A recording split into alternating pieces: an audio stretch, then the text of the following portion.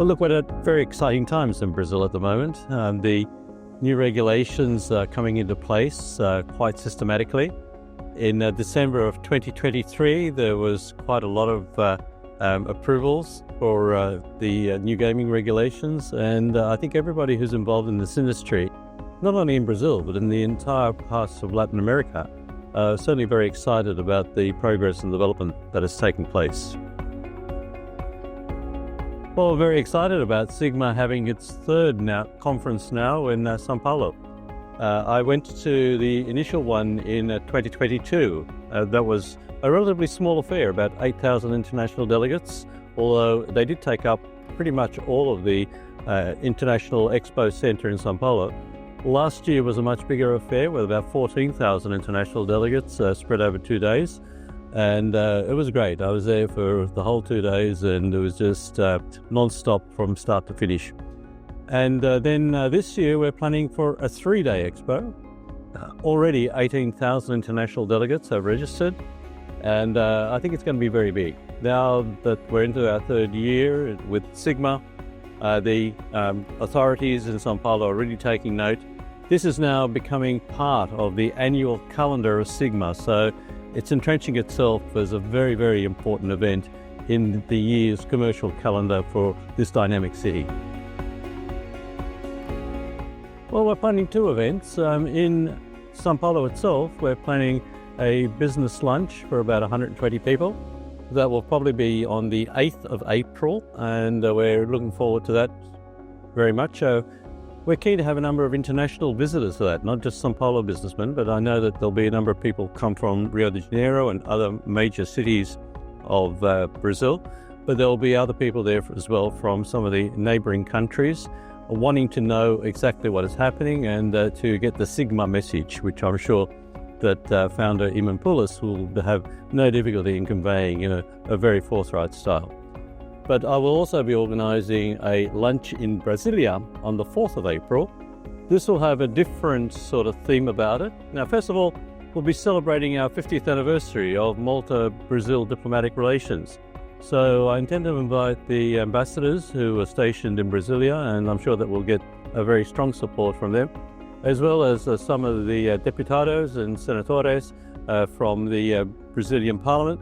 And in addition to that, also, we're going to have a number of legal people, the emphasis being predominantly on what is happening from the legal perspective and the legislative perspective as far as iGaming is concerned in Brazil and in Latin America. And I think very positive on a number of levels. Obviously, the people who want to be able to have a safe bet, for them, it's a positive thing that's happening because they don't have to go to underground elements anymore.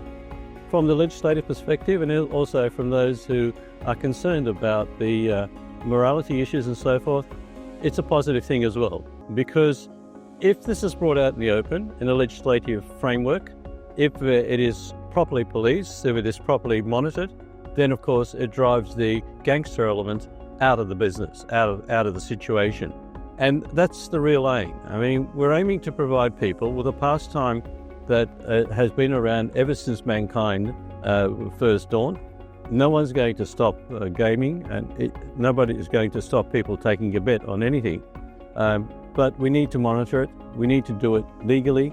We need to do it correctly, and we need to make sure that people aren't made victims of the situation. Because in association with this, there's also then the other side of the coin as well. There are the companies that will be there to provide therapy for people who are addicted in various ways and to provide responses. Those companies will also be exhibiting at the São Paulo Expo that we've got coming. So it's more of a balanced view. I mean, I've been a legislator in the past. I'm now an ambassador. My concern is to make sure that people are not made victims, but that people are given opportunities. And that is what's happening with this expo. That's what's happening with the new legislation in Brazil, and that's why I'm all for it. I mean, if we can legally bring money into the country, if the government can legally wage taxes on legal companies, that's good for the economy, it's good for the Brazilian economy. And out of that, of course, it'll be good for the Brazilian people as well, because obviously the more money that's generated legally out of the situation, then the better off they're going to be in terms of being able to provide all the infrastructure needs, which are so huge in Brazil. Well, look, I think it's a bit of a mix because some are for it, some are sort of sitting back and waiting and seeing how it comes through. Generally speaking, there's no one antagonistic towards it. I think there is a wait-and-see type attitude on the part of some nations, but some of the other nations are openly and very warmly embracing it.